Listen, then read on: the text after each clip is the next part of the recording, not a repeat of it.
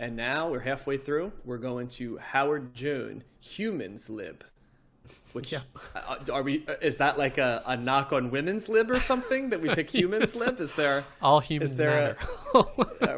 Are we in the manosphere here? Is that what we're going for? So, what are we looking at number wise, Josh? So Howard Jones' Humans Lib from 1984 is the 128th best album of 1984. The 1,266th 128th of that year? Yeah. Yeah. Wow. Okay. The 1,266th album of the 80s. It is the best album of Howard Jones' ranking, and Howard Jones as an artist is ranked 3,623 of overall artist rankings. So Howard Jones, not an artist I was familiar with, although I did recognize some of these songs once I heard them. You want a little bit of a bio, courtesy of I'm gonna do it on the cheat here a little bit. But thank you, Stephen Thomas Erlewine, from All Music for giving us some things. I apologize for being a C+ student here, if that, in terms of my research, but. He says that Howard Jones is one of the defining figures of mid-'80s synth pop. He merged technology-intensive sound of new wave with the cheery optimism of hippies and late 60s pop. He's from Southampton, England, where he learned to play the piano at the age of 7. He relocated with his family to Canada in his teenage years, where he joined a progressive rock band named Warrior. He makes his way back to England in the mid-'70s, where he enrolls at the Royal Northern College of Music, but looks like apparently he dropped out, and played with a variety of local jazz and funk bands. He then begins performing as a solo artist with just some synthesizers, drum machines, and himself, and becomes a one-man concert act. Wow. Okay. Interestingly, this says, Jones had a mime named Jed Hoyle perform during these one-man concerts. Wow. Interesting. He's doing this, and apparently he attracts the attention of John Peel. Okay, that's very interesting. John Peel comes in, who offers the keyboard. You remember John Peel, right? He has that very influential show on the BBC, right? And so he gets a BBC session, and he becomes an opener for a lot of like new wave or synthy type acts, I guess, maybe like New Romantic, and it gets signed by WEA in 1983 in Europe, and then obviously in America he has, like a lot of British acts, right? He has his like England and Europe, and then his American record company he signs to Elektra in America, and he releases this album, Humans Lib, in spring of 1984, and it rises to number 1 in England, and he actually gets quite a bit of exposure on MTV, and they describe him as having a moderate set of hits in the US in 1984, which probably does, because I did know some of these songs too without realizing it, but in a way that not like, more like, that's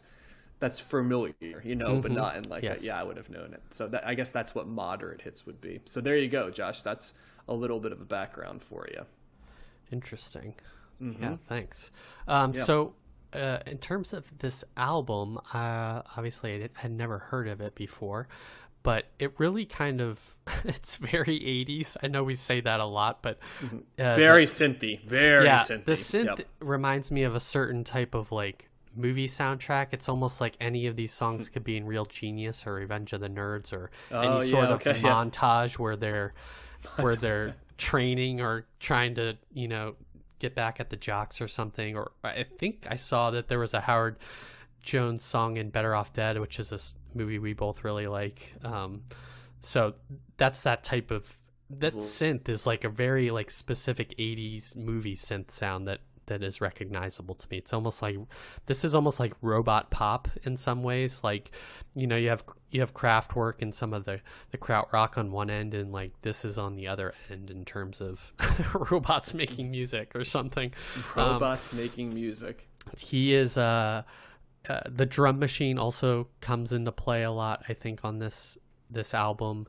It the songs that I recognized were What Is Love and New Song, and if you heard I imagine if somebody heard the chorus to What Is Love, you would recognize it as well. The other distinctive sound I picked up on that track is it's almost like an electronic didgeridoo. There's like this really hollow, almost like you're blowing across glasses, like when you blow into a bottle, and makes that sort of hollow echoey sound that comes up on this track, that I think appears over and over again later on in songs. There's some synth, almost like synth flutes or something in Hide and Seek. It's very all electronic based at this point in the 80s, but not in a way that's like the krautrock that we heard earlier on. It's more akin to the, some of the other electronic music like New Order and Simple Minds and things like that we've already listened to.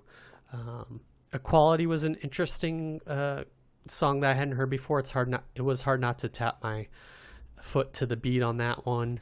And Humans LIB has kind of this gothic feel to it in a way.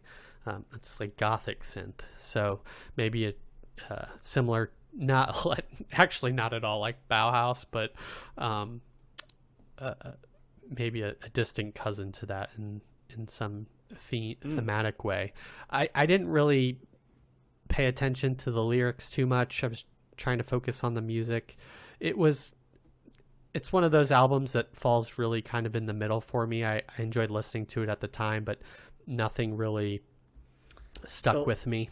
The lyrics, I would not say are a plus for the album. Okay. They're detract. It's kind of like he's painting a picture a little bit, like soliloquies, but it's and I like the album, but yeah, the lyrics would, if you're looking at it from a lyric perspective, I don't know if that's the first place to start. Yeah. Is it as bad as the Aha album? No, it's not as bad. It's like, I think it's funny because I'm just, to try to add some more context, I'm trying to put some things in. And a lot of times the people reviewing it are describing the lyrics as glib, which I think is like 3 different times people used glib. So and that's there's a reason they used that 3 times, because there is an element of that. Yeah. So yeah, it's pleasant enough, but I didn't, this wasn't a discovery for me on the level of some of the other albums in weeks past, or even kind of on the level of U2 this week. I wasn't like, I'm glad to know the name now, I think, now to put a name to those kind of moderate hits as we describe them. But I guess as a moderate hit podcast, we can appreciate them. It's just good to know, I guess, another kind of functionary in the electronic music pop soundscape of the 80s ultimately. But this is not a go-to album by any means. But did you have any experience about Howard Jones outside? No, not really, and not even as many songs as I think you and Matt have identified as knowing. Okay. I have to admit that most of the songs on this album were first hears for me. It feels like What Is Love is the one where I did recognize it somewhat. I think that I actually enjoyed this album. I wouldn't say it's like enjoyed it in the whoa, what a grand discovery way, but I thought it was actually a very pleasant listen orally. Aurally, as opposed to not like, yes. Oral. I was curious though, because like the thing I just kept writing down over and over again is like this is like pure synthesizer. There's like sax in the background, but like the music on this, and it makes sense that he was a one-man show, because it's drum machines, it's keyboard, it's synth, it's all stuff that you could see like one person programming at the same time. And so it got me curious, like I was like, I wonder what synthesizer he used. And then I looked at like what equipment was used, and here we go: the Roland Jupiter 8, the Roland Juno 60, the Yamaha DX7, the Sequential Circuits Pro 1, the Sequential Circuits Prophet 7-8, the Moog Prodigy, second Moog of the week right here. Yeah. The Roland TR-808 drum machine, the Emu Drumulator drum machine, the Lin drum machine, and the Simmons SDSV drum module. So, and there's actually some real drum samples on as well from an AMS digital delay. So, I mean, I was thinking like what synthesizer or maybe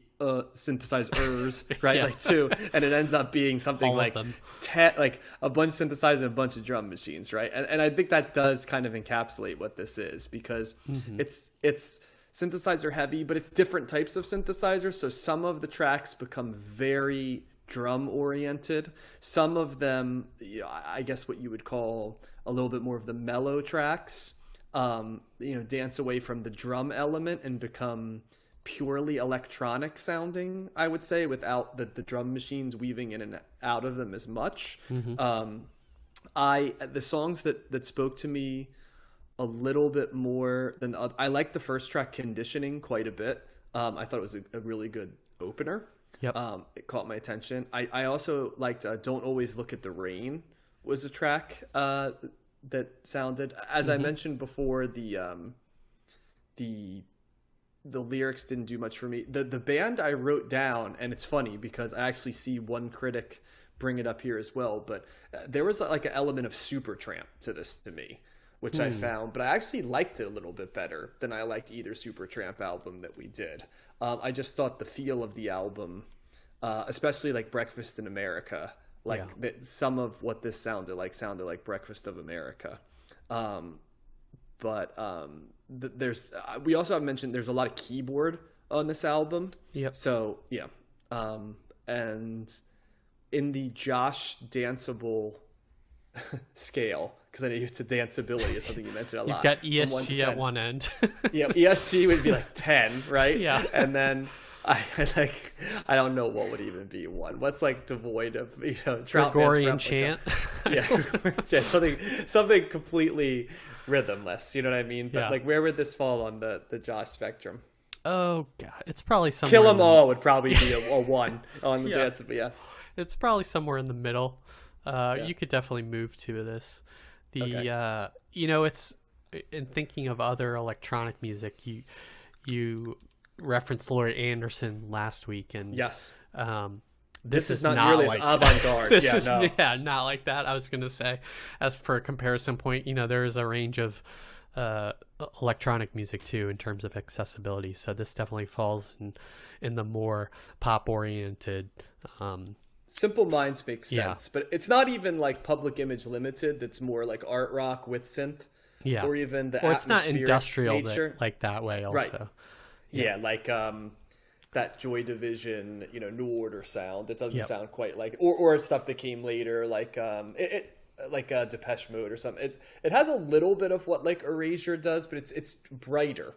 It's bright synth pop, and so in that end, it's more Aha, right, or Flock of Seagulls, right, than it is, or Frankie Goes to Hollywood, right? That's another very synthy album. I mean, thematically, it's more like Love, Love, Love, but as opposed to some of those other albums. But yeah, it's a brighter pop. Yes, I would agree. Than some of the other ones we talked about, for sure.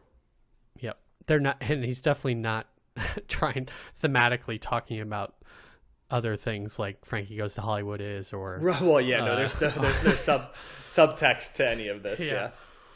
So that's fun. Perfectly pleasant. What did let's see what old Matt had to say about it. Unfortunately, this album did very little for him. I generally have liked his stuff, but I only knew the singles. The only song I know in here was What Is Love, and he likes that track, particularly the chorus. He also liked Hide and Seek. It was a bit of a dramatic and melancholy feel, and was a nice contrast to some of the poppier stuff. He also liked New Song, which may be his favorite unknown track of the album. Great synths and very danceable. It's not the first single, by the way, too. There's 4 singles and New Song's the first one. Yeah. I'm not a huge fan of some of the other synths, particularly on tracks like Equality and Humans LIB.